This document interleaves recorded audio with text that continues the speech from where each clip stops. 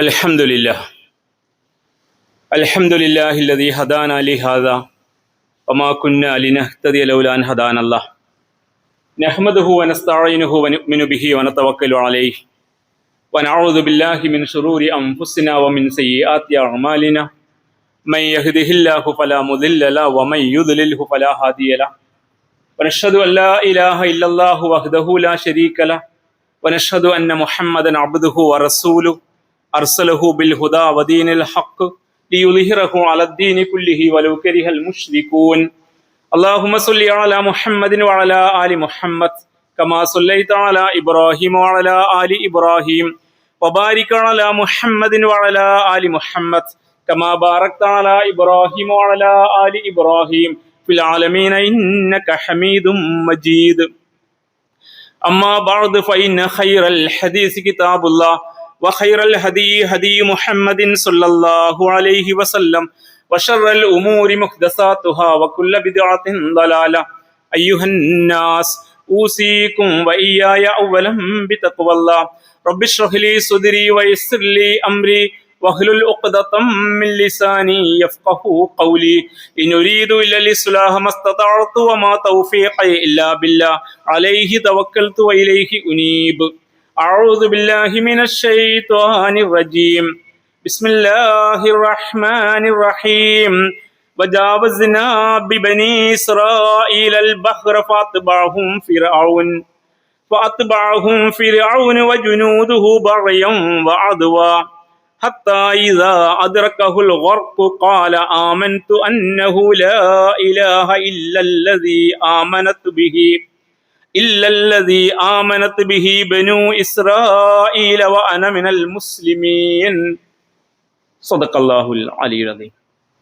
ബഹുമാന്യരായ സത്യവിശ്വാസികളെ, വിശ്വാസിനികളെ, റബ്ബ് സുബ്ഹാനഹു വ തആലയുടെ കൽപ്പനകൾ ജീവിതത്തിലുടനീളം പാലിച്ചുകൊണ്ട് അവൻ്റെ വിധി വിലക്കുകൾ സൂക്ഷിച്ച് ജീവിക്കണമെന്ന് ആദ്യമായി എന്നോടും തുടർന്ന് എൻ്റെ സഹോദരന്മാരോടും ഉപദേശിക്കുന്നു.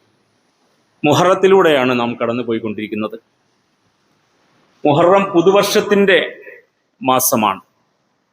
വിമോചനത്തിൻ്റെ ചരിത്രം ഐതിഹാസികമായി മുസ്ലിം ലോകത്തെ ഓർമ്മിപ്പിക്കുന്ന, മർദ്ദിതരായ ജനവിഭാഗത്തിന് പ്രതീക്ഷ നൽകുന്ന, സർവോപരി അവരുടെ കൂടെ അള്ളാഹു ഉണ്ട്, അള്ളാഹുവിൻ്റെ സഹായം അവർക്കുണ്ടാവും എന്ന് അവരെ ബോധ്യപ്പെടുത്തുന്ന ചരിത്ര സ്മരണയുടെ ഉൾപ്പുളകമുണ്ടാക്കുന്ന, ആവേശമുണ്ടാക്കുന്ന ചരിത്ര സ്മരണയുടെ മാസമാണ്.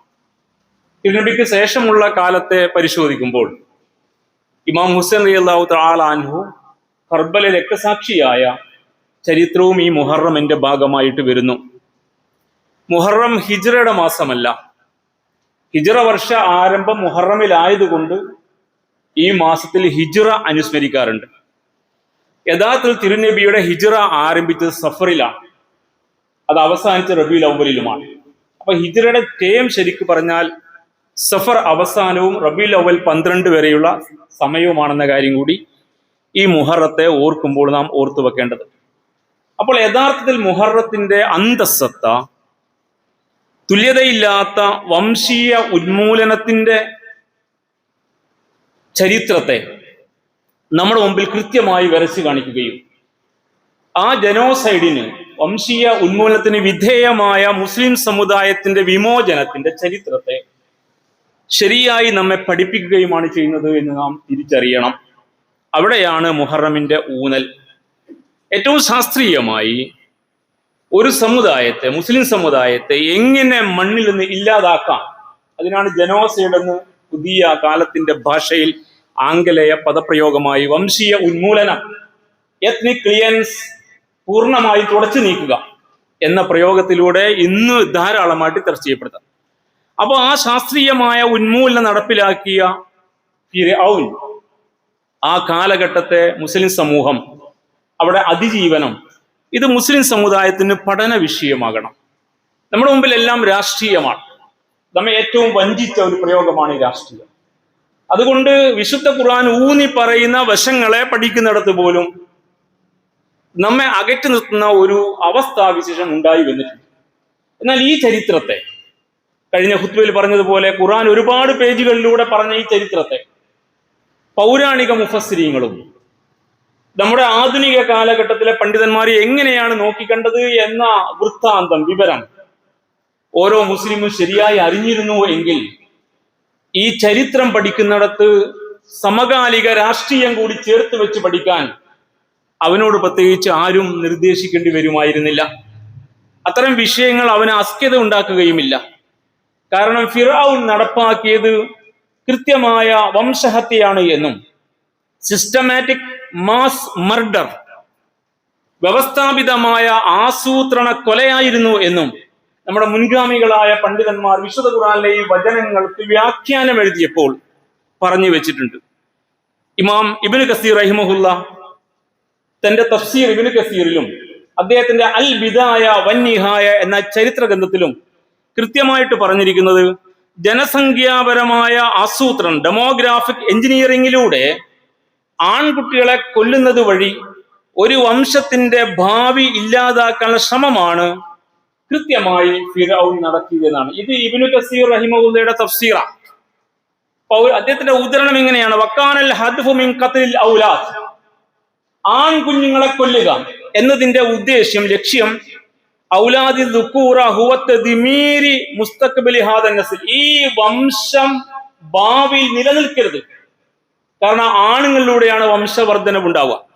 ആ ലക്ഷ്യമാക്കിയിട്ടാണ് ആൺകുട്ടികളെ കൊല്ലുന്ന പണി ഫിർഔൻ നടത്തിയത് എന്ന് കൃത്യമായിട്ട് തഫ്സീർ പറഞ്ഞു വെച്ചിരിക്കുന്നു. ഇമാം ഖുർത്തുബി തന്നെ തഫ്സീറുൽ ഖുർത്തുബിയിൽ അദ്ദേഹം നിരീക്ഷിക്കുന്നത് പെൺകുട്ടികളെ ജീവിക്കാൻ വിടുക എന്നത് ഇസ്തിഹിയ എന്ന പ്രയോഗമാണ് ഖുർആന്റെ പ്രയോഗം. യുസബ്ബിഹൂന അബ്നാഅക്കും വയസ്തഹിയൂന നിസാഅക്കും. ഇസ്തിഹിയ എന്ന പ്രയോഗത്തെ മുമ്പിൽ നിർത്തിക്കൊണ്ട് ഇമാം ഖുർത്തുബി പറയാണ്, ആ മാനഹാനി സഹിച്ച് ജീവിക്കുന്ന പെൺമക്കളിലൂടെ തങ്ങളുടെ പരമ്പരയെയാണ് അവർ ലക്ഷ്യമാക്കിയത് എന്നാണ്. ആൺമക്കൾ കൊല ചെയ്യപ്പെടുക, വംശവർദ്ധനവ് ഇല്ലാതാവുക, അവശേഷിക്കുന്ന പെണ്ണുങ്ങളുടെ തങ്ങളുടെ സന്താനങ്ങളെ മണ്ണിൽ ജനിപ്പിക്കുക, അതിലൂടെ ക്രമേണ മുസ്ലിം സമുദായമാകുന്ന ഇസ്രായേൽ സമൂഹം ഇല്ലാതാകുക എന്ന പ്രക്രിയ ഭംഗിയായി നടപ്പാക്കുകയായിരുന്നു എന്ന് ഇമാം ഖുർത്തുബി റഹിമഹുല്ല പൗരാണിക തഫ്സീറിൽ പറഞ്ഞു വെച്ചിരിക്കുക. ഇമാം ഫഖറുദ്ദീൻ അൽ റാസി, ഇമാം റാസി എന്നറിയപ്പെടുന്ന അദ്ദേഹം തന്റെ തഫ്സീറുൽ കബീറിൽ വളരെ കൃത്യമായിട്ട് പറയുന്നു, ഈ വംശത്തെ ഘട്ടം ഘട്ടമായി ഭൂമുഖത്ത് തുടച്ചു നീക്കുന്നതിന് തുല്യമായ ഒരു പ്രവർത്തനമാണ് അദ്ദേഹം ചെയ്തത്. ഏറ്റവും ക്രൂരമായ വംശീയ അടിച്ചമർത്തലായിരുന്നു ഫിർഔൻ നടപ്പാക്കിയത്. അപ്പൊ പഴയ കാലത്തെ മുഫസ്സിരിന് സംശയമില്ല. നമ്മളെപ്പോഴും ഖുർആൻ പഠിക്കുമ്പോ ഈ വക തഫ്സീറാണല്ലോ ആധികാരിക എടുത്ത് നോക്കാം, അവർ കൃത്യമായിട്ട് പറഞ്ഞു വെച്ച വിഷയ. പക്ഷെ അങ്ങനെ പൗരാണിക തഫ്സീറുകൾ ഇതൊരു വംശീയമായ ഉന്മൂലനമാണ്, ഇതിനെ കൃത്യമായിട്ട് അങ്ങനെ തന്നെ നിരീക്ഷിച്ചിരിക്കെ അങ്ങനെ മനസ്സിലാക്കാൻ ഈ ഭാഗം വായിക്കുന്ന നിലവിലെ മുസൽമാന്മാർക്ക് കഴിയാതെ പോകുന്ന രാഷ്ട്രീയം നമ്മൾ പഠിക്കേണ്ടതില്ലേ? ആരാണ് നമ്മളെ ഇത്രമേൽ അകറ്റിയത്? ഈ ഖുർആനിൽ നിന്ന്, അധ്യാപനത്തിൽ നിന്ന് പഠിക്കണം. ഇനി പുതിയ കാലത്തേക്ക് വരുമ്പോ ആധുനികരായ ഒരുപാട് പ്രഭാഷകന്മാർ, നിങ്ങൾക്ക് നിങ്ങളുടെ വിരൽത്തുമ്പിൽ ഈ പ്രഭാഷണം കിട്ടും. ഡോക്ടർ യാസിർ ഖാലി, അദ്ദേഹം പ്രവാചകന്മാരുടെ കാലഘട്ടത്തിലെ വിഷയങ്ങളെ പരമ്പരയായി പ്രസംഗിക്കുക, എഴുതുകയെന്ന ഒരു വ്യക്തിത്വമാണ്. അദ്ദേഹം മൂസാ നബിയുടെ കാലഘട്ടത്തിലെ ഫിറഔന്റെ പ്രവർത്തനത്തെ വിലയിരുത്തിക്കൊണ്ടുവന്നത് ഫിറഔൻ ഒരു ഫാസിസ്റ്റ് റെജിം ആയിരുന്നു എന്നാണ്. ഫാസിസ്റ്റ് ഭരണകൂടം നമ്മുടെ സമകാലിക സമൂഹത്തിന് പറ്റിയ പ്രയോഗമാണ്. അങ്ങനെ ജനോസൈഡ്, വംശഹത്യ നടത്തുകയായിരുന്നു. ഹിറ്റ്ലർ ജൂതന്മാർക്കെതിരെ നടത്തിയതിനേക്കാൾ ക്രൂരമായിരുന്നു ഫിറഔന്റെ പ്രവർത്തനം എന്നാണ്. അങ്ങനെ ഒരു താരതമ്യം സാധ്യമാകേണ്ടതില്ലേ?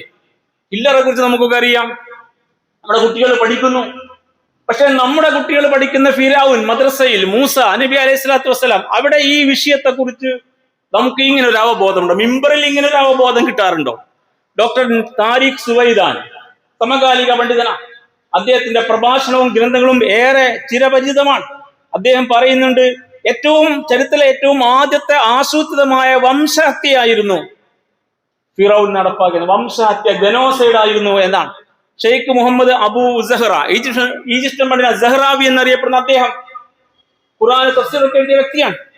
ഈ അടുത്ത കുറച്ച് മുമ്പാണ് അദ്ദേഹം മരണപ്പെട്ടത്. അദ്ദേഹം കൃത്യമായി ഫിറഔൻ നടപ്പാക്കിയ ജനോസൈഡാണ്, വംശഹത്യയാണ്. അത് മനുഷ്യ സമൂഹത്തിനുള്ള കുറ്റകൃത്യമാണ്, ക്രൈം അഗൈൻസ്റ്റ് ഹ്യൂമാനിറ്റി. അദ്ദേഹത്തിന്റെ തഫ്സീറിലെ പ്രയോഗം തന്നെ അങ്ങനെയാണ്. മനുഷ്യരുടെ നേരെയുള്ള കൃത്യമായ കുറ്റകൃത്യമാണെന്ന് കൃത്യമായി വിലയിരുത്തിയിരുന്നു. സയ്യിദ് ഖുത്ബ് റഫീദുൽ അൽ ഖുർആൻ തഫ്സീൽ വളരെ കൃത്യമായി ഈ വിഷയം നേരത്തെ പറഞ്ഞു വെച്ചതാ. അദ്ദേഹത്തിന്റെ നിരീക്ഷണം ഉൾപ്പെടെ മുമ്പ് വരുമ്പോ അതൊക്കെ നമ്മൾ കള്ളികോളം തിരിച്ചു മാറ്റി വെക്കുക ചെയ്യാം.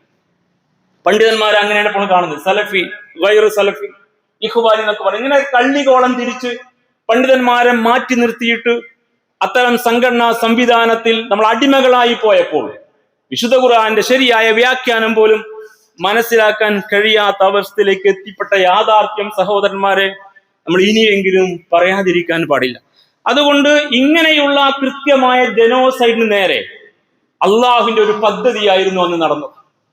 അള്ളാഹു പിന്നീട് ഇടപെടുകയാണ്. പ്രവാചകൻ മൂസയെ അയക്കുന്നു. 3 ഘട്ടമായിട്ടാണ് ഇലാഹിയായ ആ പദ്ധതി തമ്പുരാന്റെ നടപടിക്രമം ഉണ്ടായത്. ആദ്യ ഘട്ടമാണ് മൂസാ നബിയെ കൊട്ടാരത്തിൽ വളർത്തിയെന്നത്. തമ്പുരാന്റെ തീരുമാനം.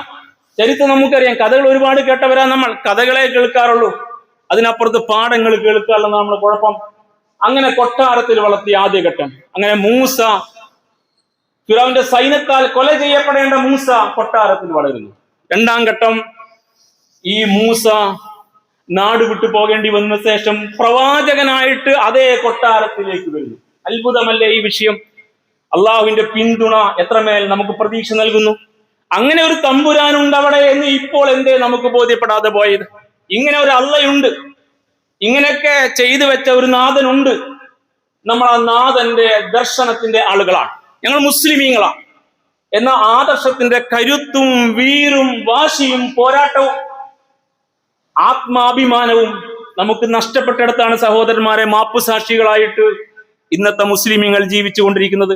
അപ്പൊ ഈ പറഞ്ഞ 2ാം ഘട്ടത്തിൽ അതേ കൊട്ടാരത്തിലേക്ക് വരുന്നു ഈ പറയുന്ന മൂസാ നബി അലൈഹി സ്വലാത്തു വസ്സലാം. പിന്നീട് കൊട്ടാരത്തിൽ വന്നിട്ട് കഴിഞ്ഞ ഖുത്ബയിൽ കേട്ടതുപോലെ പറയേണ്ടതെന്ന് പറയാം.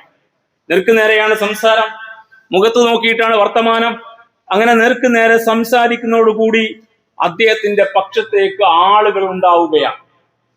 അതുകൂടി നടന്നിട്ടുണ്ട്. അങ്ങനെ കുറെ ആളുകൾ ഇങ്ങോട്ട് മാറാൻ തയ്യാറാകുന്നു. അതിനെല്ലാം ഉപരിയായിട്ട് ഫിറൗനെ ഏറ്റവും പ്രകോപിപ്പിച്ച വർത്തമാനം, വലാതുഅസിബുഹും, നീ അവരെ കൈവെക്കരുത്, അവർ നീ തുടരുത് എന്ന അദ്ദേഹത്തിന്റെ വർത്തമാനമാണ്. അത് വല്ലാത്ത പ്രകോപനം ഉണ്ടാക്കി.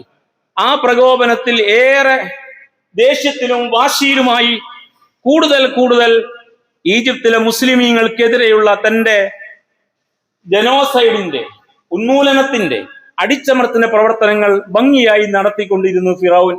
അവിടെയാണ് തമ്പുരാന്റെ 3ാമത് ഘട്ടം ആരംഭിക്കുന്നത്. ഹിജ്റ പോകാൻ പറഞ്ഞു, പലായന നിർദ്ദേശം കൊടുത്തു. അങ്ങനെ തന്റെ സമൂഹത്തെ കൂട്ടിയിട്ട് ചെങ്കടലിന്റെ ഭാഗത്തേക്ക് മൂസാ നബി അലൈഹി സ്വലാത്തു വസ്സലാമ ചെന്നെത്തി. അവിടെയാണ് കടൽ പിളരുന്നതും അങ്ങനെ ഈ മുസ്ലിം സമുദായം മറുകര പ്രാപിക്കുന്നതും ഫിറൗൻ അവിടെ ആ വെള്ളത്തിൽ മുങ്ങിച്ചത്ത് തന്റെ ജീവൻ നഷ്ടപ്പെട്ടു പോകുന്നതുമായ അവസ്ഥാവിശേഷം സംഭവിച്ചത്. അതുമായി ബന്ധപ്പെട്ടാണ് കൃത്യമായിട്ട് വിശുദ്ധ ഖുർആൻ സൂറ യൂനുസിലെ 90-ാം വചനം മുഖദ്ദിമയിൽ ഓതി വെച്ച സൂക്തം അതാണ്. ബനി ഇസ്രായേൽ അൽ ബഹ്റ, അങ്ങനെ ഇസ്രായേൽ സമൂഹത്തെ നാം കടൽ കടത്തി.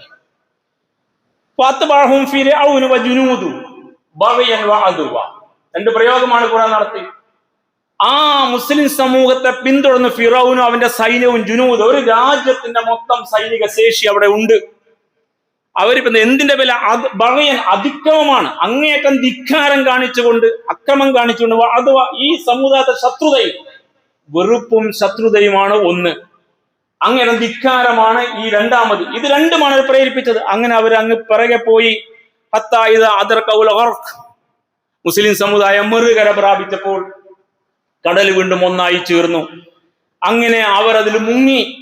അങ്ങനെ മുങ്ങി മരിച്ചുകൊണ്ടിരിക്കെ കാല ഈ പറയുന്ന ഫറവ പറഞ്ഞു, അഭിനവ ഫറവമാരും പറയും ഒരു ഘട്ടം വന്നാൽ, ആമൻതു അന്നഹു ലാ ഇലാഹ ഇല്ലല്ലദീ ആമനത് ബിഹി ബനു ഇസ്രായേൽ. ബനു ഇസ്രായേൽ സമൂഹം ഏതൊരു അള്ളാഹു വിശ്വസിച്ചുവോ ആ അള്ളാഹു ഞാനും ഇതാ വിശ്വസിക്കുന്നു എന്ന് ഈ ഫിറൗൻ പറയേണ്ടി വന്നു. പറഞ്ഞു അനമിനൽ മുസ്ലിമീൻ, ഞാൻ മുസ്ലിമാണെന്നും പറഞ്ഞു. മുസ്ലിം എന്നത് ഏറെ വെറുക്കപ്പെട്ട പദപ്രയോഗമാക്കി മാറ്റിയ ഒരു സാമൂഹിക ക്രമത്തിനകത്ത് അതിനുവേണ്ടി പണിയെടുത്ത, നേതൃത്വം കൊടുത്ത വ്യക്തി ഞാൻ മുസ്ലിമാണെന്ന് പറയേണ്ടി വരും എന്ന് ചരിത്രം പഠിപ്പിക്കുക. ഇവിടെ അതൊരു വല്ലാത്ത വർത്തമാനമല്ലേ സുഹൃത്തുക്കളെ? എത്രമേൽ നമുക്ക് പ്രതീക്ഷയും കരുത്തു നൽകുന്ന വാചകമാണ്. സൂറ യൂനുസ് 90-ാം വചനം. അങ്ങനെ അള്ളാഹുവിന്റെ സവിശേഷമായ നടപടിക്രമത്തിലൂടെ മൂസ നബിയും സംഘവും മറുകര പറ്റി.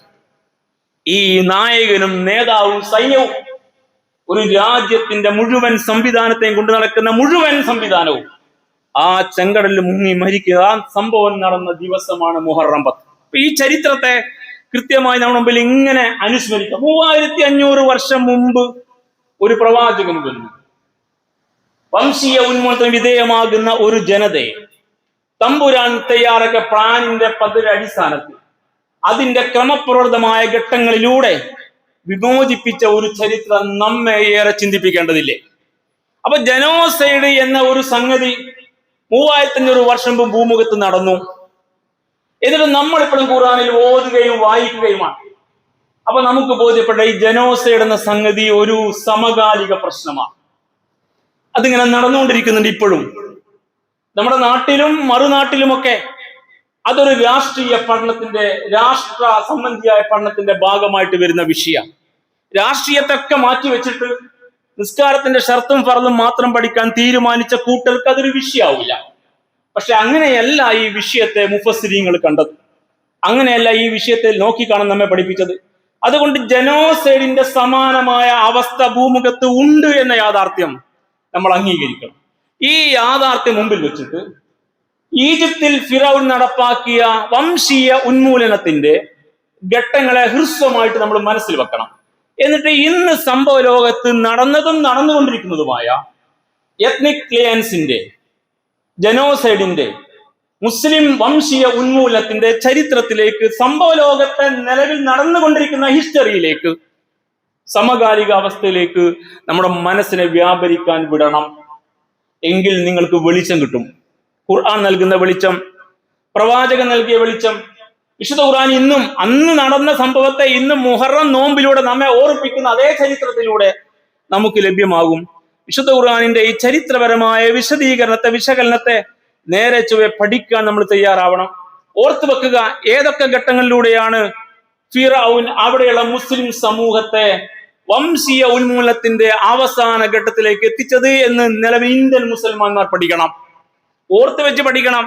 1-ാം ഘട്ടത്തിൽ അവൻ ചെയ്തത് മുഫസ്സിരീങ്ങൾ പറയുന്ന വംശീയമായ പാർശ്വവൽക്കരണം നടത്തി ഇവരെ അടിമകളാക്കി, അപരവൽക്കരിച്ചു. അപരവൽക്കരണത്തിന്റെ ഭാഗമായിട്ട് അവരുടെ എല്ലാ അവകാശങ്ങളും കവർന്നു. മുസ്ലിം സമുദായത്തിന്റെ എല്ലാ അവകാശങ്ങളും ഒന്നിനു പിറകെ ഒന്നായി കവർന്നെടുത്തുകൊണ്ടിരിക്കുക. 15 രേഖകൾ ഹാജരാക്കിയിട്ട് പൗരത്വം കിട്ടാത്ത യുവാവിനെ കുറിച്ച് ഇന്നലെ ഞാൻ വായിച്ചു. ഇന്ത്യയിൽ 15 രേഖകൾ ഹാജരാക്കിയിട്ടും പൗരത്വം കോടതി വകവെച്ചു കൊടുത്തില്ല എന്നാണ്. അതൊരു സാമ്പിളാ. നിങ്ങൾ എന്ത് കൊണ്ടുപോയി കൊടുത്താലും അതിവിടെ അംഗീകരിക്കപ്പെടില്ല. നിങ്ങളെ വിവാഹ സർട്ടിഫിക്കറ്റ്, നിങ്ങൾ വിവാഹം കഴിച്ചെന്ന് തെളിവല്ല, നിങ്ങൾ വിവാഹം നടന്നപ്പോൾ അവിടെ ഉണ്ടായിരുന്നു എന്നതിന്റെ തെളിവാണെന്ന് അതിനെ പരിഹസിച്ചുകൊണ്ട് ഇന്ത്യയിലെ പത്രപ്രവർത്തകർ ഇന്നലെ പറഞ്ഞതാണ്. നിങ്ങളുടെ ജനന സർട്ടിഫിക്കറ്റ് നിങ്ങൾ ജനിച്ചെന്ന് തെളിവല്ല. ഇന്ത്യയിൽ ഇപ്പോൾ നിങ്ങളുടെ മാതാപിതാക്കൾ ഇന്ന ഇന്ന ആളുകളാണ് എന്നതിന് മാത്രമേ തെളിവാവുകയുള്ളൂ. ഇത്രത്തോളം അന്യായം ഒരു നാട്ടിലെ മനുഷ്യരോട്, ഈ നാട്ടിലെ പൗരന്മാരോട്, ഈ നാടിന്റെ സ്വാതന്ത്ര്യത്തിന് ത്യാഗം നൽകിയ വിഭാഗത്തോട് ഒരു ഭരണകൂടം കാണിച്ചുകൊണ്ടിരിക്കുകയാണ് 12 കൊല്ലത്തിന് ഇപ്പുറത്തുമ്പോൾ. 12 കൊല്ലേ ആയിട്ടുള്ളൂ. ഇതിന്റെ ഗൗരവം ഇനിയും മസ്തിഷ്കത്തിലേക്ക് ഇരച്ചു കയറാതെ പോയ മുസൽമാനെ കുറിച്ച് നിങ്ങൾ എന്താ പറയാ? അതുമായി ബന്ധപ്പെട്ട ഒരു പദ്ധതിയുമില്ലാത്ത മതസംഘടനകളെ കുറിച്ച്, രാഷ്ട്രീയക്കാർക്ക് നിങ്ങൾ എന്താ പറയാ? ഇത് നമ്മളുമായി ബന്ധപ്പെട്ട. അതുകൊണ്ട് ഈ രാഷ്ട്രീയം നമ്മുടെ നിലനിൽപ്പാണ്. രാഷ്ട്രീയം എന്ന് പറഞ്ഞ് മാറ്റിവെക്കാൻ എളുപ്പമാണ്. പക്ഷെ നമ്മുടെ നിലനിൽപ്പുമായി ബന്ധപ്പെട്ട് എന്റെയും നിങ്ങളുടെയും പേരമക്കളെയും മണ്ണിൽ ജീവിക്കണം എന്ന് നിങ്ങൾക്ക് ആഗ്രഹമുണ്ടോ? അവര് നിങ്ങളുടെ വീട്ടുമുറ്റത്ത് ഓടിക്കളിക്കുമ്പോൾ ഈ കുഞ്ഞുമക്കൾ നാളെ ഈ നാട്ടിൽ എങ്ങനെ ജീവിക്കുന്ന വല്ലപ്പോഴും ചിന്തിച്ചു? എന്തേ നമ്മെ ബാധിക്കുന്ന ഒരു വിഷയത്തിൽ നമുക്കിതൊക്കെ രാഷ്ട്രീയമായി പോയത്? നിലനിൽപ്പുമായി ബന്ധപ്പെട്ട രാഷ്ട്രീയം പഠിപ്പിക്കുന്ന ഗ്രന്ഥമാണ് ഖുർആൻ. അങ്ങനെ രാഷ്ട്രീയമുണ്ട്. നമ്മൾ കൊടി രാഷ്ട്രീയം മാത്രമേ പഠിച്ചുള്ളൂ. പാർട്ടി രാഷ്ട്രീയവും നമ്മൾ പിന്തുണ പ്രഖ്യാപിച്ച നേതാക്കന്മാരുടെ അടിമകളായ അവരുടെ രാഷ്ട്രീയവും മാത്രമേ പഠിച്ചുള്ളൂ. സ്വന്തം നിലനിൽപ്പിന്റെ രാഷ്ട്രീയം പഠിക്കാതെ പോയി. അതുകൊണ്ട് ആദ്യമായിട്ട് ഈ മനുഷ്യരെ വംശീയമായി അപരവൽക്കരിച്ചു. അവരുടെ അവകാശങ്ങൾ കവർന്നെടുത്തു. അവകാശങ്ങൾ കവർന്നെടുക്കട്ടോടെ അടിമകളായിട്ട് മാറും. അങ്ങനെയാണ് ഇപ്പോൾ ഉത്തരേന്ത്യയിലെ വീടുകളില്ലാതെ പോയ മനുഷ്യർ, ബുൾഡോസ് ചെയ്യപ്പെട്ട ആളുകൾ. വീടുകളില്ലാത്തത് കൊണ്ട് അവിടെ രേഖകൾക്ക് ഇനി വിലയില്ല. അതുകൊണ്ട് നിങ്ങളുടെ പൗരന്മാരല്ല. വളരെ സിമ്പിളാണ് കാര്യങ്ങൾ, വളരെ ലളിതമാണ്.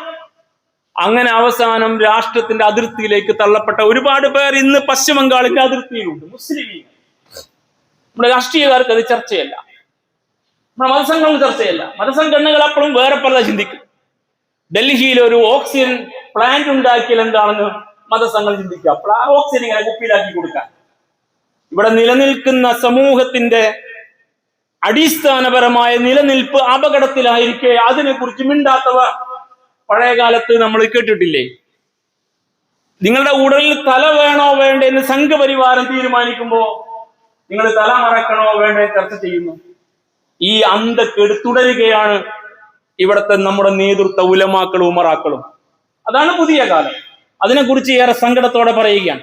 അങ്ങനെ അപരവൽക്കരിക്കപ്പെട്ട, അവകാശങ്ങൾ ചോർത്തിയെടുക്കപ്പെട്ട, രണ്ടാംകിട പൗരന്മാരാക്കി മാറ്റപ്പെട്ട ആ സമൂഹത്തെ ബലം പിടിച്ച് നിർബന്ധിതമായ ബന്ധ്യങ്ങൾക്ക് വിധേയമാക്കി തീരാൻ ജനസംഖ്യ നിയന്ത്രണം കൊണ്ടുവന്നു. എന്ത് പറഞ്ഞിട്ടാകുന്നത്? ഭയം. കിബിത്തികളായ നമ്മൾ, അതാണ് അടുത്ത ഭൂരിപക്ഷ സമൂഹം. ഇവിടെ ഭൂരിപക്ഷ സമൂഹമുണ്ട്. ആ ഭൂരിപക്ഷ സമൂഹത്തിന്റെ ഭരണാധികാരിയാണ് ഫിരൗൻ. ഇവിടെയും അങ്ങനെ തന്നെയാണ്. താരതമ്യം വളരെ ലളിതമാണ്, ഏത് സാധാരണക്കാരനും മനസ്സിലാവും. കിബിത്തികളായ നമ്മുടെ ജനസംഖ്യയെ മറികടക്കും ഇസ്രായേൽ സമൂഹം. അതുകൊണ്ടല്ലേ ഇവിടെ പെറ്റുകൂട്ടുകയാണ് മുസൽമാന്മാർ. അതുകൊണ്ട് ചില വേഷധാരികളായ സന്യാസിമാരൊക്കെ ഹിന്ദു സ്ത്രീകൾ 4ഉം 5ഉം പ്രസവിക്കണം എന്നൊക്കെ പ്രഖ്യാപിക്കുന്ന പ്രഖ്യാപനം ഇടയ്ക്ക് കേൾക്കാറില്ലേ? അങ്ങനെയാണ്. അതൊക്കെ ഇതിന്റെ ഭാഗം. ജനസംഖ്യയുമായി ബന്ധപ്പെട്ട ഭയം.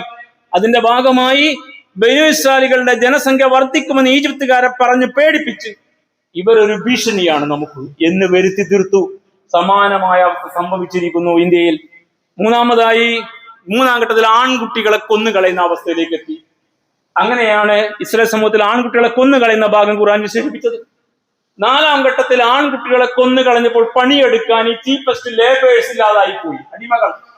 അത് ഭയന്നിട്ട് 1 കൊല്ലം ആൺകുട്ടികളെ കൊല്ലുന്നു, അടുത്ത കൊല്ലം ജനങ്ങൾ കൊല്ലാതെ വിടുന്നു. ഈ രീതി സ്വീകരിച്ചുകൊണ്ട് ആൾട്ടർനേറ്റ് ഇയർ സ്പാരിങ്, ഇടവിട്ടുള്ള കൊലപാതകം എന്ന പദ്ധതി നടപ്പാക്കി. ഇതൊക്കെയാണ് അവിടെ ചെയ്തു വെച്ചത്.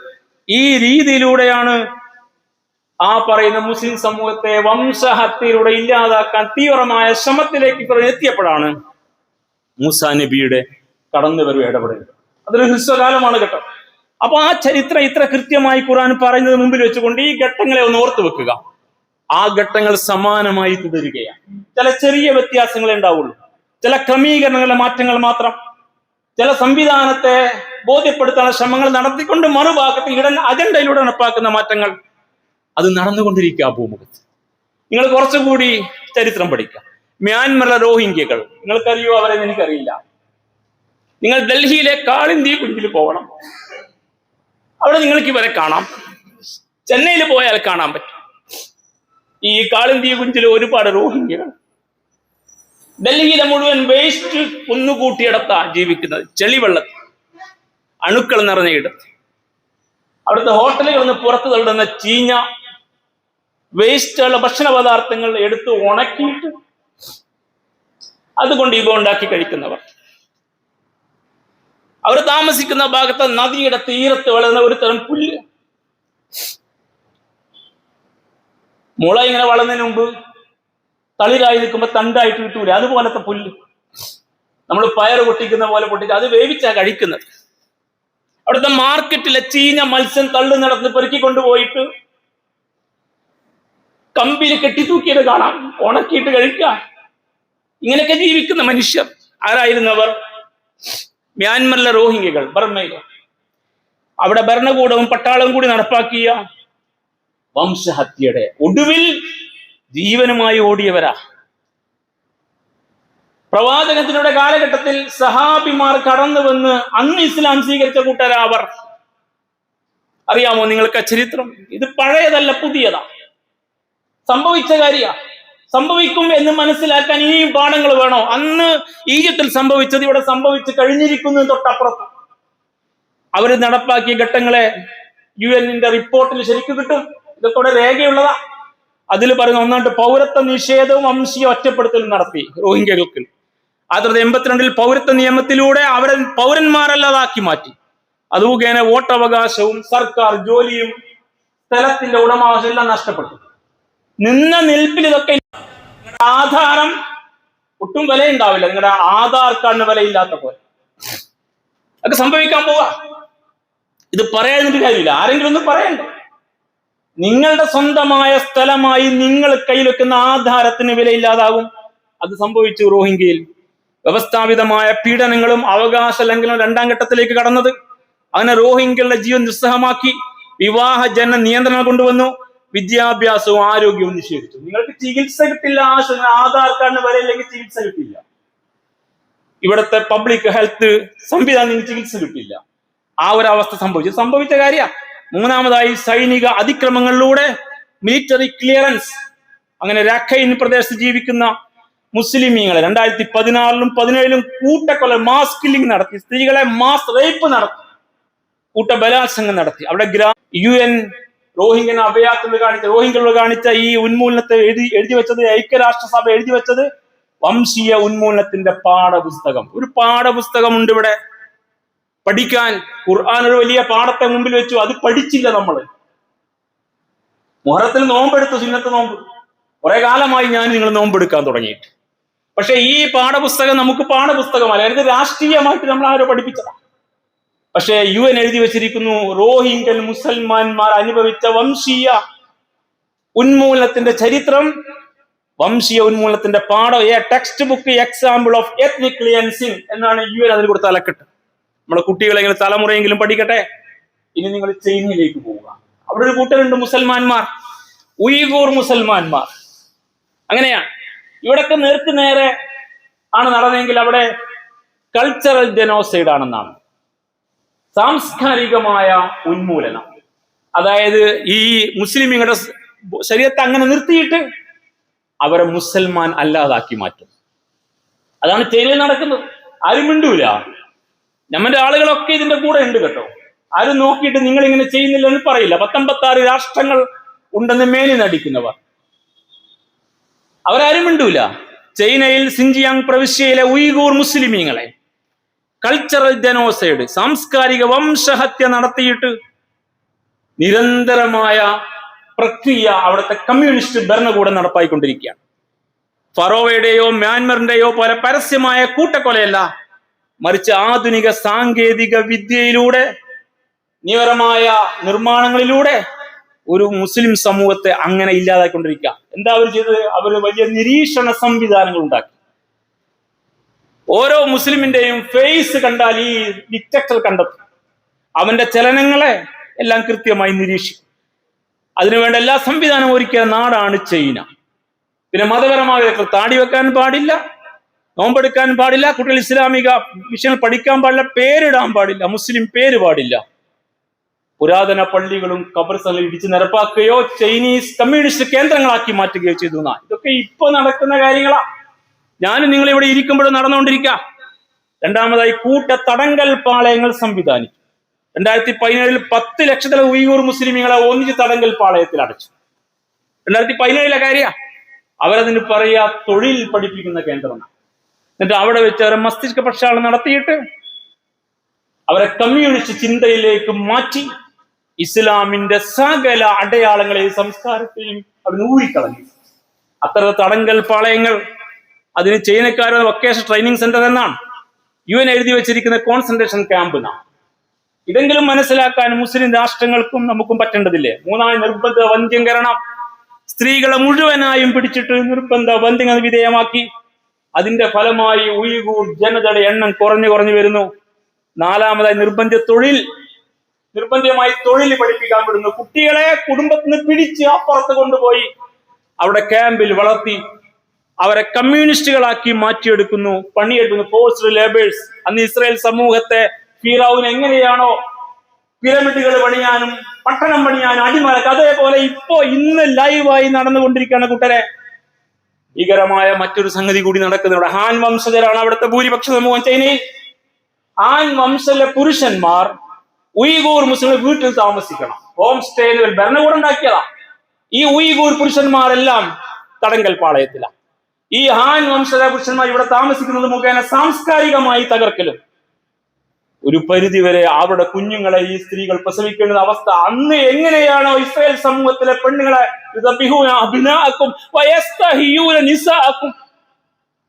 മാനഹാനി സഹിച്ച് ആ സ്ത്രീകൾ എങ്ങനെ ജീവിക്കണം, അത് ഇവിടെ സംഭവിച്ചുകൊണ്ടിരിക്കുക. സംഭവ ലോകത്ത് എത്ര കൃത്യമാണ് ഖുർആന്റെ പഠനം, എത്ര കൃത്യമാണ് ഈ വെളിപാടുകൾ. ഒരു ജനതയുടെ ശരീരത്തെ ജീവനോടെ നിർത്തിക്കൊണ്ട് അവിടെ മനസ്സിനെയും സംസ്കാരത്തെയും വിശ്വാസത്തെയും പൂർണ്ണമായി കൊന്നൊടുക്കുന്ന പ്രവർത്തനം ചെയ്ത് നടന്നുകൊണ്ടിരിക്കുക. ഇനിയുമുണ്ട് റഷ്യയിൽ താർത്താരി മുസൽമാന്മാർ. നിങ്ങൾ കേട്ടോ? അങ്ങനെ ഒരു കൂട്ടർ നിങ്ങൾക്ക് അറിയാമോ? അങ്ങനെ ഒരു കൂട്ടരുണ്ട്, താർത്താരികൾ. തുർക്കി വംശജര. താർത്താരി മേഖല റഷ്യയുടെ കയ്യിലാണ്. സോവിയറ്റ് റഷ്യയുടെ കാലത്ത് അവരെ സ്റ്റാലിൻ കൂട്ടത്തോടെ നാട് കടത്തി സൈബീരിയയിലേക്ക്. ആ തണുപ്പിൽ കുറെ എണ്ണം മരിച്ചുപോയി. നാട് കടത്തുന്ന 47% മരിച്ചു എന്നാണ് കണക്ക്. പിന്നീട് സോവിയറ്റ് തകർന്നപ്പോൾ അവർ തിരിച്ചു വന്നു. പിന്നീട് റഷ്യ, പുട്ടിന്റെ റഷ്യ ആ പ്രദേശം പിടിച്ചടക്കി. ഇപ്പൊ അവര് റഷ്യയുടെ കയ്യിലാണ്. അവരെ ഇതുപോലെ ഉന്മൂലനം ചെയ്തുകൊണ്ടിരിക്കുകയാണ്. ആ സമൂഹത്തെ പൂർണ്ണമായി ഇല്ലാതാക്കാൻ രാഷ്ട്രീയം അടിച്ചമർന്ന് നടത്തി. അവർക്ക് അവരുടെ പ്രദേശത്ത് ഒരു പാർലമെന്റ്, മജ്ലിസ് എന്ന പേര്, അതിനെ തീവ്ര സംഘടനയാക്കി പ്രഖ്യാപിച്ചു. മാധ്യമവിലക്ക് ഏർപ്പെടുത്തി. വിവരങ്ങളൊന്നും പുറത്തു വരില്ല. അവർക്കെതിരെ വ്യാജ കുറ്റം നടത്തിയിട്ട് പിടികൂടി ചാപ്പ കുത്തി ജയിലിലടച്ചും കൊന്നുകളഞ്ഞു. അവരിൽ ചില നിർബന്ധിതമായ അപ്രത്യക്ഷമാക്കൽ എന്നാണ് പ്രയോഗം. അഥവാ ആളെ പിന്നെ കാണൂല. ആളുകൾ ഇങ്ങനെ ഇല്ലാതാകും. എന്തെങ്കിലും പേരെ പിടിച്ചുകൊണ്ടുപോകും, പിന്നെ തീരും, കൊന്നു കളഞ്ഞിട്ടുണ്ടാവും. അങ്ങനെ ഭംഗിയായി ഈ സംഗതി നടന്നുകൊണ്ടിരിക്കുക. ഇപ്പൊ യുക്രൈൻ യുദ്ധ മുന്നണിയിലേക്ക് അവരെ നിയോഗിച്ചുകൊണ്ടിരിക്കുക. റഷ്യ ഉക്രൈൻ യുദ്ധം നടക്കുന്നില്ലേ? നമ്മുടെ നാട്ടിൽ നിന്ന് 2-3 ചെറുപ്പക്കാർ പോയി പെട്ട കഥ നമ്മൾ കേട്ടിട്ടുണ്ട്, വായിച്ചു പത്രത്തിൽ. സൈനിക സേവനത്തിന് പോയിട്ട് അതൊക്കെ വായിക്കുമ്പോൾ നിങ്ങൾ ഓർക്കിടതൊക്കെ വേറെ നടക്കുന്നുണ്ട്. ഈ മുസ്ലിം ചെറുപ്പക്കാരെ പിടിച്ച് യുദ്ധരംഗത്തേക്ക് ഇടുക. അവർ തീർന്നുകൊണ്ടിരിക്കാം. അവരെ തീർക്കാൻ, അങ്ങനെ കൊല ചെയ്യപ്പെടുന്നതെല്ലാം ഈ പറയുന്ന മുസ്ലിം ചെറുപ്പക്കാരാണ്. അങ്ങനെ ഒരു രീതിയിലൂടെ ഇന്ന് ഈ പറഞ്ഞ സ്ഥലത്ത് ഭംഗിയായി നടന്നുകൊണ്ടിരിക്കുക. ഇതൊക്കെ ഇപ്പൊ നടക്കുന്ന കാര്യങ്ങൾ കഴിഞ്ഞില്ല. ഇനി ഉടനെ ഫലസ്തീൻ, അപ്പുറത്ത് ആഫ്രിക്ക, പിന്നീട് ഇന്ത്യ, ഇന്ത്യക്ക് മുമ്പേ കശ്മീർ, ഇങ്ങനെയൊക്കെയാണ് ചരിത്രം രേഖപ്പെടുന്നത്. ഇതൊക്കെ നിലവിൽ സംഭവിച്ചുകൊണ്ടിരിക്കുന്ന കാര്യങ്ങൾ. സുഹൃത്തുക്കളെ, ഇത്രയും പറയേണ്ടി വന്നത് നമ്മൾ അറിയണം. ഖുർആൻ പഠിപ്പിക്കുന്ന ഒരു കഥയല്ല, പുരാണം പറയുന്നില്ല. ഖുർആൻ സംഭവ ലോകത്തെ കൃത്യതയുള്ള വർത്തമാനങ്ങളെ പഠിപ്പിക്കുകയാണ് ഖുർആൻ.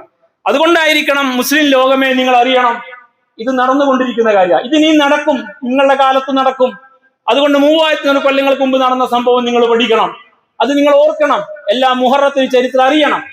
അതിനെ മറികടക്കാൻ തമ്പുരാന്റെ സഹായം ഉണ്ടായതിൽ പ്രതീക്ഷ വെക്കണം.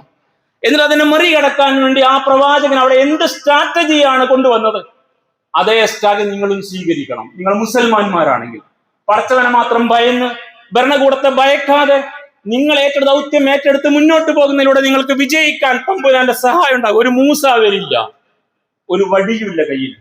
പക്ഷെ ആ സംഭവത്തിലൂടെ എങ്ങനെയാണ് മൂസാ നബിയിലൂടെ ഇത് നടപ്പാക്കിയെന്ന് പഠിപ്പിച്ച ആ ഖുർആന്റെ വരികൾ ഇവിടെ കൃത്യമായി ലൈവായിട്ടുണ്ട്. 136 സ്ഥലത്ത് മൂസയുടെ പേര് പറഞ്ഞ ഖുർആൻ, വെറുക്കപ്പെട്ട ഭരണാധികാരി ഫിറഔൻ 74 സ്ഥലത്ത് പറഞ്ഞ ഖുർആൻ, 60ഓളം പേരിൽ ചരിത്രം പഠിപ്പിച്ച ഖുർആൻ. പക്ഷെ നമുക്കത് പഠന വിഷയമല്ലാതെ പോയി, മെമ്പറുകൾക്ക് അത് വിഷയമല്ലാതെ പോയി. അതിന്റെ ദുരന്തം അനുഭവിക്കുകയാണ് മുസ്ലിം സമുദായം. അതുകൊണ്ട് അറിയുക, ഖുർആനിലേക്ക് മടങ്ങുക. നമ്മുടെ സമൂഹത്തിലെ അവസ്ഥയെ ഖുർആന്റെ വരികളിലൂടെ, ഖുർആന്റെ കണ്ണിലൂടെ കാണാൻ ശ്രമിക്കുക. അപ്പോൾ നമുക്ക് കരുത്ത് കിട്ടും. നമ്മൾ ലക്ഷണമൊത്ത മുസ്ലിം സമൂഹമായിട്ട് മാറും. നമുക്ക് ജീവിതത്തോടല്ല പ്രതിപത്തി, മരണത്തോട് നമുക്ക് സ്നേഹം ഉണ്ടാവും. ജീവിക്കാൻ നമുക്ക് കരുത്ത് കിട്ടും. ഭയം നമ്മിൽ നിന്ന് പറിച്ചു കളയാൻ പറ്റും. അള്ളാഹുവിനെ മാത്രം ഭയപ്പെടുന്ന അവസ്ഥയിലേക്ക് മാറും. അവിടെ അത്ഭുതങ്ങൾ സംഭവിക്കും. അത്തരം ഒരവസ്ഥയിലേക്ക് മുസ്ലിം സമുദായം മാറുകയല്ലാതെ ഇന്ത്യൻ അവസ്ഥയിൽ കാലുറപ്പിക്കാൻ ഒരു കുറുക്ക് വഴിയുമില്ല. മാപ്പുസാക്ഷികളായി ജീവിക്കുന്നത് പുരുഷന്മാർക്ക്, ആണുങ്ങൾക്ക് പറഞ്ഞതല്ല, അഥവാ സ്ത്രീകൾക്കും പറഞ്ഞതല്ല, അത് വേറെ വിഭാഗത്തിന് പറഞ്ഞതാ. അതുകൊണ്ട് മാപ്പുസാക്ഷികളായിട്ടല്ല ജീവിക്കേണ്ടത്. അനമിനൽ മുസ്ലിം, ഞാൻ മുസ്ലിമാണെന്ന് കരുത്തോടെ ജീവിക്കാൻ പറ്റണം. നമ്മളെ കരുത്തരാക്കുന്ന ഉത്ബോധനമാണ് മുഹറത്തിൻ്റെത്. യഥാവിധി പാഠങ്ങൾ ഉൾക്കൊണ്ടുകൊണ്ട് മുന്നോട്ട് പോകാൻ നാഥ് നമ്മെ അനുഗ്രഹിക്കുമാറാവട്ടെ. അഖൂലു ഖൗലി ഹാദാ വസ്തഗ്ഫിറുല്ലാഹ ലീ വലക്കും വസ്തഗ്ഫിറൂഹു ഇന്നഹു വൽ ഗഫൂറുർ റഹീം വദ്ഉഹു ഇന്നഹു വൽ ബർറുൽ കരീം.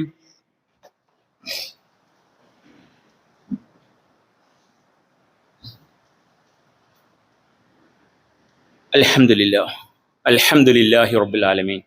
അല്ലാഹുമ്മ സ്വല്ലി വസല്ലിം അലാ അബ്ദിക വറസൂലിക മുഹമ്മദിൻ അമീൻ وعلى آله وأصحابه أجمعين.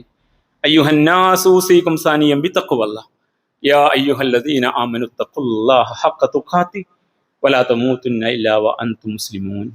പ്രിയമുള്ള സഹോദരന്മാരെ സഹോദരിമാരെ, അള്ളാഹുവിൻ്റെ കൽപ്പനകൾ പാലിക്കണമെന്ന് ഒരിക്കൽ കൂടി ഉണർത്തുകയാണ്. അള്ളാഹു സുബ്ഹാനഹു വ തആല അവൻ്റെ ഇഷ്ടദാസന്മാരിൽ ദാസിമാരിൽ നാം ഇവരെ ഉൾപ്പെടുത്തുമാറാവട്ടെ. നമ്മിൽ നിന്ന് മരിച്ചുപോയവർക്ക് അള്ളാഹു മഗ്ഫിറത്തും മർഹമത്തും നൽകുമാറാവട്ടെ. നമ്മളെ രോഗികൾക്ക് നാഥൻ ശിഫയും ശമനവും നൽകി അനുഗ്രഹിക്കുമാറാവട്ടെ. നാം അനുഭവിക്കുന്ന പ്രയാസങ്ങൾ അള്ളാഹു ദൂരീകരിച്ച് എളുപ്പം നൽകുമാറാവട്ടെ. ജനിച്ച മണ്ണിൽ കാലുറപ്പിക്കാൻ അള്ളാഹു നമ്മെ സഹായിക്കുമാറാവട്ടെ. നമ്മുടെ നാശം കൊതിക്കുന്നവരുടെ നാശം അള്ളാഹു ഉറപ്പുവരുത്തുമാറാവട്ടെ.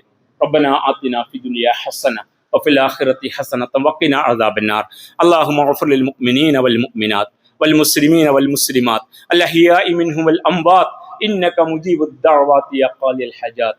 അല്ലാഹുമ്മ അഈസൽ ഇസ്ലാമ വൽ മുസ്ലിമീൻ വഅദിൽ അശ്ശിർക വൽ മുശ്രികീൻ. اللهم أجرنا من النار اللهم أجرنا من النار اللهم أجرنا من النار. ربنا اغفر لنا ولإخواننا الذين سبقونا بالإيمان ولا تجعل في قلوبنا غلا للذين آمنوا ربنا إنك رؤوف رحيم. ربنا تقبل منا إنك أنت السميع العليم وتب علينا إنك أنت التواب الرحيم واغفر لنا يا غافر المذنبين وارحمنا بأنواع رحمتك يا أرحم الراحمين. سبحان ربك رب العزة عما يصفون وسلام على المرسلين والحمد لله رب العالمين. آمين برحمتك يا أرحم الراحمين.